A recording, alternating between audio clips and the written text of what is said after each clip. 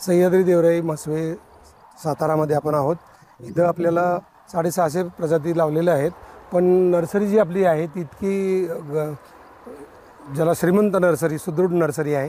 तिथं आपल्याला सुरेश शिंदे नावाचे मित्र आहेत, त्यांनी 1000 तायवान पिंक पेरूची रोपं दिलेली आहेत। तसेच आता साताऱ्यातून 1000 बेलाची रोपं येत आहेत, चिपळूणवरनं 1000 कलमं आंब्याची येत आहेत आणि उद्या कडेपूरला जातो आहे, तिकडच्या एका नर्सरीतनं 1,00,000 रोपं देणार आहेत। तर अशा पद्धतीनं अजून 30 देवराया चालू आहेत, 10 अर्धवट बनलेले आहेत आणि अजून 10 बनत आहेत।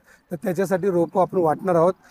1,00,000 रोपं जवळ आपण गोळा करण्याची केलेली आहेत आणि निस्वार्थीपणाने झाडाचं गुण गावू, झाडाचं गुण घेऊ अशा अर्थाने निस्वार्थीपणे शेतकऱ्यांना आणि देवराईत आपण ती रोपं लावणार आहोत।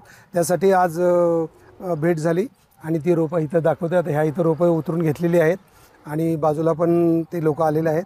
अशा पद्धतीनं हडपसरवरून आणलेलं झाड पण आहे, त्याचा पण आपण वाढदिवस साजरा केला। ते पण असं मस्त टेरेदार फुललेलं आहे।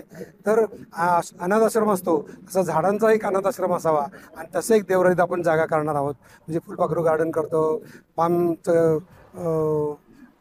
एक सेक्शन करतो, बांबूचं सेक्शन करतो, देशी मोठ्या होणाऱ्या आर्बोरेटम ज्याला म्हणतात, मोठ्या वृक्षांचा सेक्शन करतो। तसं अनाथ झाडांचा, जी झाडं रस्त्यावर पडतात, जी रोपं रस्त्यावर पडलेली असतात, अशी उचलून आणण्याची एका ठिकाणी लावायची अशी पण संकल्पना आहे। तर मीडियानं आणि सगळ्यांनी खूप चांगलं सहकार्य केले। सातारच्या मीडियाचं खूप अभिनंदन।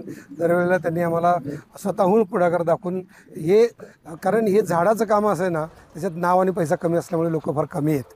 तर लोकांना मी आवाहन करतो की श्वास आणि अन्न फक्त झाडांपासून मिळतं।